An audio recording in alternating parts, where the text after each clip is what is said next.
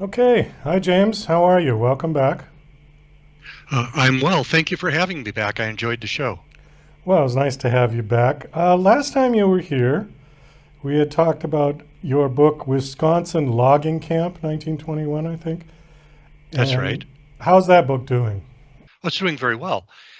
And it led subsequently to the sequel, which is coming out in the next 30 days. It's at the printer as we speak. Okay, and the sequel is called Willis Pursuit. That's correct. All right, how is this a sequel? How does it connect with the first book? Both books deal with the same family, and book number one deals with a snapshot of the family's experience in 1920, and it follows their immigration to America and subsequently to the Northwoods of Wisconsin. So it's a snapshot of the family's life during that period in northern Wisconsin. The sequel, Willa's Pursuit, is the same family, but we fast forward to 1970, and it's now the family facing the trials and tribulations of that time period and other issues unique to their family.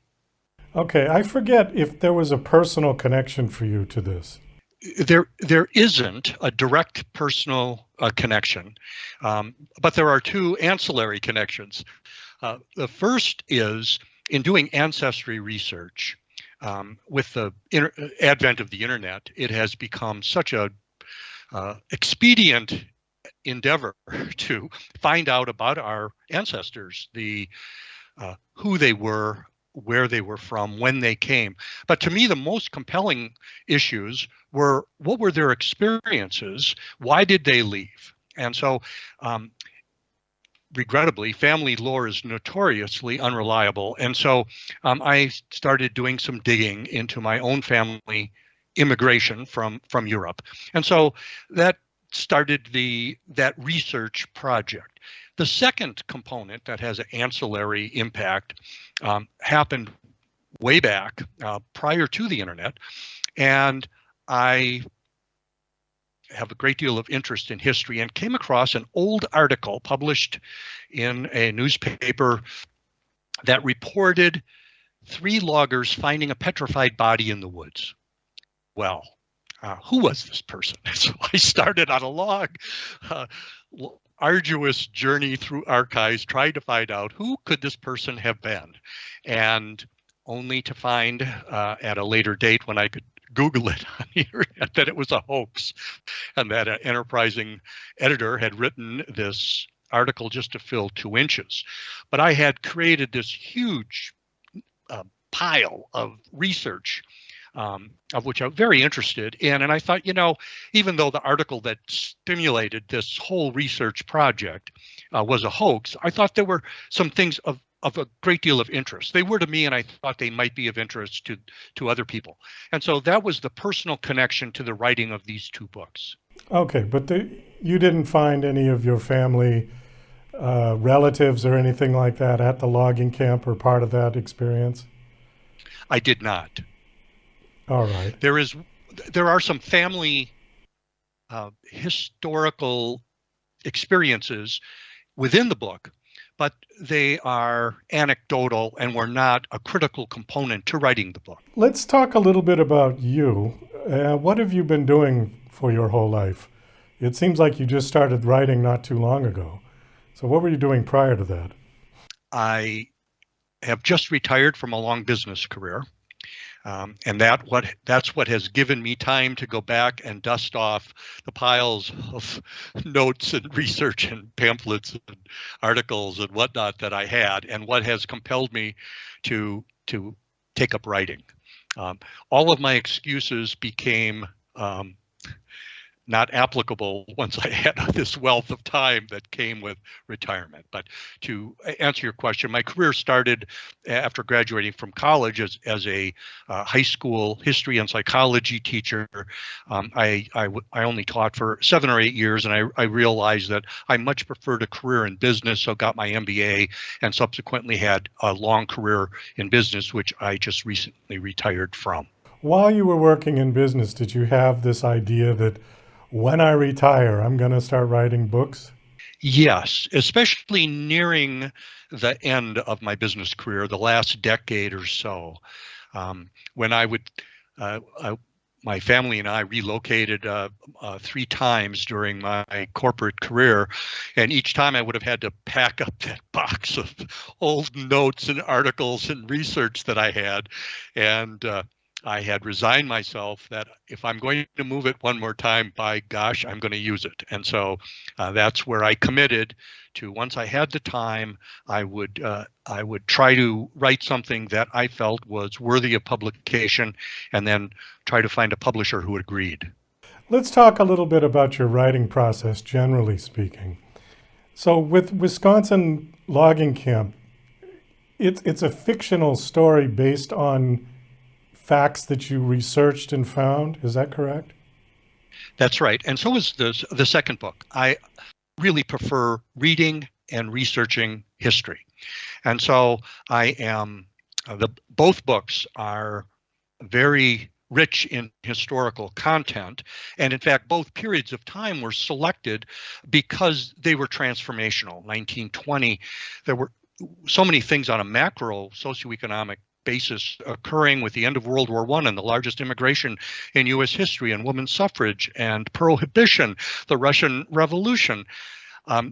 Society is transitioning from Edwardian to the Roaring Twenties.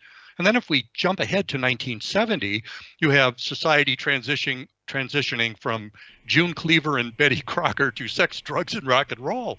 You have the Right. Vietnam War. You have the beginning of the end of the Nixon White House. You have race riots. It's on the tail end of the 3 assassinations of the Kennedy brothers and Martin Luther King. And so there is so much going on transitionally in society that there's so much rich content to add without having to make anything up. And I think that that adds authenticity and realism to the story when you include this wealth of historical background that every family, to some degree or another, remembers that they had to deal with some component of that. And the second part of it, Doug, that I like to include, not only just the historical content, but I like to include, because I'm interested in it, ordinary people who have accomplished or experienced something extraordinary.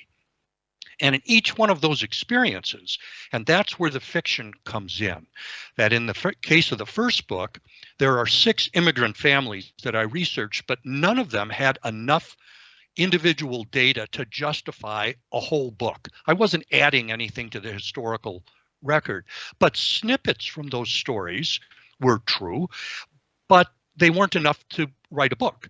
So I borrowed snippets from those 6 families and simply aggregated them in 2 families. And in the second book, basically followed the same phenomenon, but I added one twist to it. And that was I included a paranormal component. And that almost sounds like the antithesis of historical research. But I didn't find it that way, particularly where you have ordinary people having an extraordinary experience.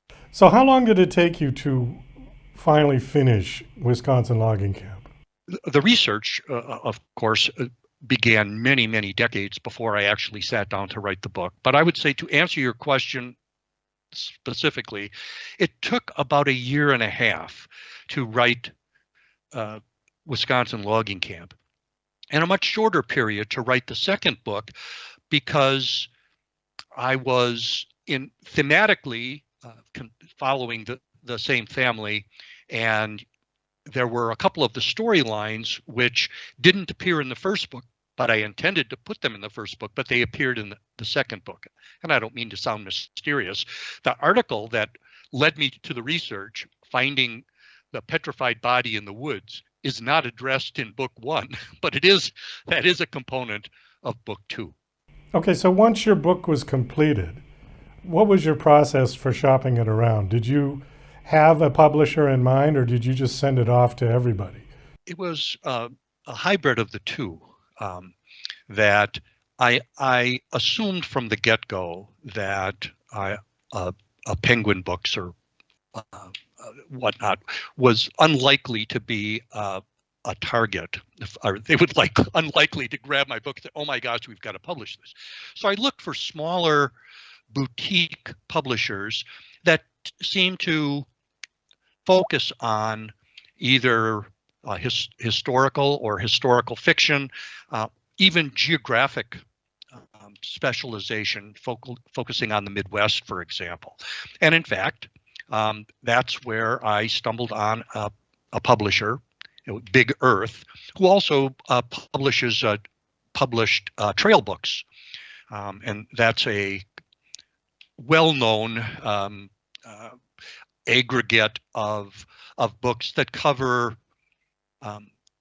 recreational information, national parks, the Appalachian Trail. And so the trail books are for hikers, explorers, tourists, people with interest in historical background. And bless their hearts, their editor really enjoyed the book. And so they published it. Unfortunately, a year and a half later, they went bankrupt. Evidently, Wisconsin Logging Camp wasn't the blockbuster they had hoped. Anyway, it took a while for me to reel all that back in again. And in fact, they were going to be publishing book 2. And so that kind of put things on hold as they worked through their bankruptcy. And so both books now are the first book is reprinted, republished by Bauer House, and Bauer House also liked book 2, and so they're publishing it, and in fact it's coming out soon under the Bauer House label. Do you anticipate there's going to be a book 3? Yes, yeah. There's a full manuscript ready. It really just needs tweaking. I like to finish them and then put them away to ferment for a while, and then I'll come back to them, and oftentimes we'll have significant changes to it once I have a fresh look at it.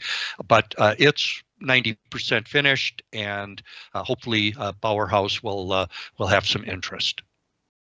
Well, just from experience, publishers do like series because they know what they're getting, and if the story continues, it's very popular with the customers. Rather than just a one-off book. Well, I'm glad to hear you say that, and I had hoped that would be the case, and I'm hopeful of the future of book 3 coming out there. And since it's nearly done, hopefully next year at this time I can get back to you and maybe we could talk about that. Yeah, well, you seem to be on a good schedule. If you do one a year, that's pretty good. And in fact, that's kind of standard for a lot of I'll call you first-time authors. I mean, the ones that have 50 or 60 books out, they can pump out 3 a year. But they're writing pretty much full-time all the time. So they don't have a lot of time to do much else. But, well, that's good. On that, we're going to have to wind this down. We are out of time. Thank you so much for coming back to the show. My guest is James Bastian, and the book is Willis Pursuit. On your bio, it says coming out April, so next month sometime, yeah? That's right, yes. It's at the printer right now, so it should be coming out very soon. Is pre-order available at this point? From a local bookstore, yes. Oh, okay. I'm not sure, Amazon, whether it's available on Amazon. There are so many sellers there. I would assume it is, but I can't state that definitively. Okay. Last question. Do you have a website you want to give out? I do. It is www.wisconsinloggingcamp.com, no caps. And I'd be delighted to hear from anyone who would like more information about either of the book or the research, the storyline. I love hearing from people interested in the same things I am. Okay. Well, James, thank you for coming back on the show. It's nice to see you again, and best of luck with the new book. Hope it does well. Thank you so much.